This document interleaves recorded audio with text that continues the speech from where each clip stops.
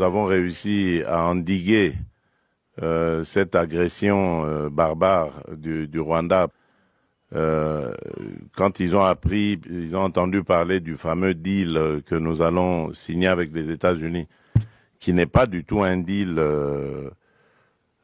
qui consisterait à brader les minerais de la République, mais ils se sont vraiment déployés comme jamais, comme ils ne le font pas quand il y a des causes à défendre au pays. Mais pour ça, ils se sont vraiment déployés, tous, toutes catégories confondues, politiciens, religieux, société civile, tout ce que vous voulez, pour essayer d'empêcher, dissuader les Américains à faire ce deal avec nous. Donc pour laisser les Congolais dans la souffrance, ce que ça veut dire.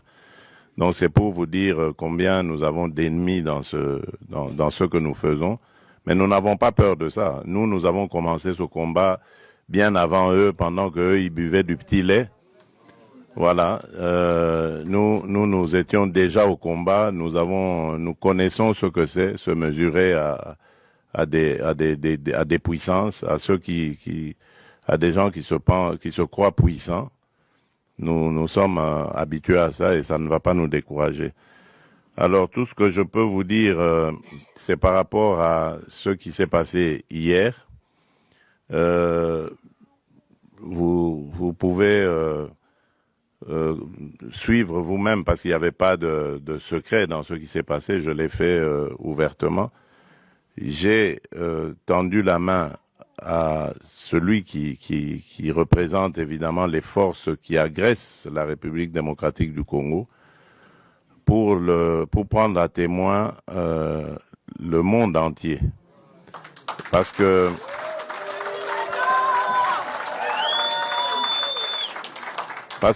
depuis un certain temps, vous ne le savez pas, c'est des batailles qui se passent dans les milieux diplomatiques. Vous n'êtes pas forcément toujours au courant, mais les initiés peuvent le savoir.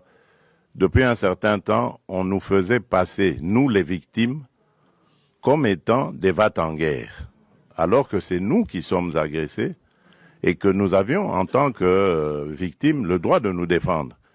Eh ben, mais dans ce droit que nous exercions de nous défendre, on commençait à vouloir nous présenter comme des gens qui ne voulaient pas la paix, qui voulaient la guerre.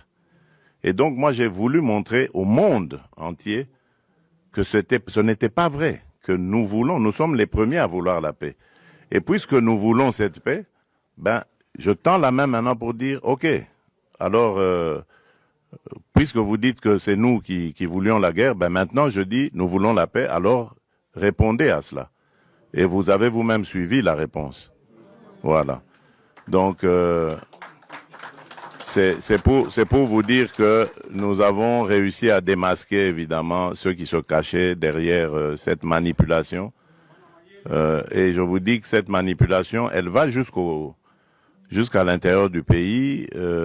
Tous ceux qui parlent de dialogue et tout ça, qui présentent aussi à leur manière les choses en disant, voilà, on ne veut pas du dialogue. Oui, on ne veut pas de ce dialogue-là. Oui. Celui-là, on n'en veut pas. On veut d'un dialogue entre Congolais qui sont tous contre cette agression. La seule chose que je demande à ces gens qui veulent le dialogue, c'est d'abord de condamner l'agresseur, de le nommer clairement et de le condamner. Et là, alors, on va dire, ce sont des patriotes qui peuvent se mettre à nos côtés pour parler dialogue. On ne parle pas dialogue avec des émissaires des agresseurs, qui d'ailleurs, quand ils arrivent à la table des discussions, parlent que d'intérêts des agresseurs. Ils ne parlent pas d'intérêts des intérêts des Congolais. Il n'y a rien qui concerne les Congolais. Tout est tourné sur comment est-ce que on va. Alors ça, moi j'ai dit, ça n'arrivera plus. En tout cas, à moins qu'on me dégomme, on me tue. Mais tant que je serai vivant, ça n'arrivera pas. Ça n'arrivera pas parce que c'est à cause de ça que nous sommes toujours dans nos problèmes ici.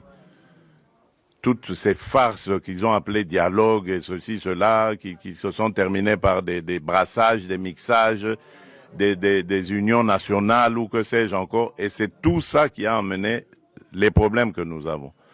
Et donc moi j'ai dit plus jamais. Donc je veux bien qu'on discute des problèmes du pays, parce que comme dans tous les autres pays, notre pays aussi a des problèmes, on peut en discuter. Mais ça ne veut pas dire qu'il faut se terminer, ça doit se terminer par des brassages, des mixages. On a introduit dans nos institutions des gens qui sont inféodés, des gens qui ont des nationalités douteuses, des choses comme ça. Ça c'est.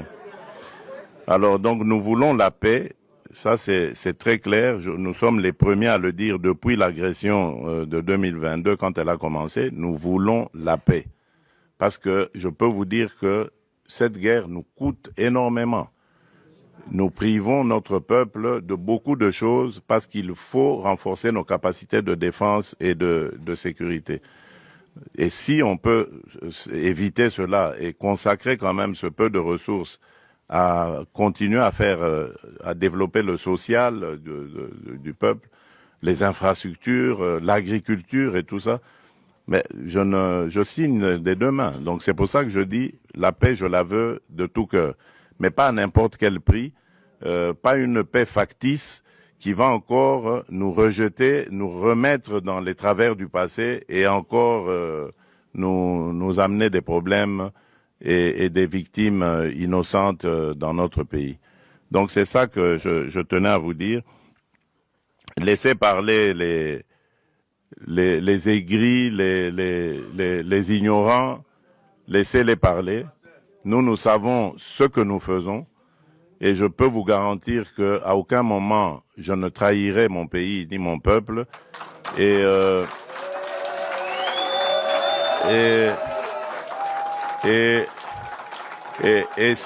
surtout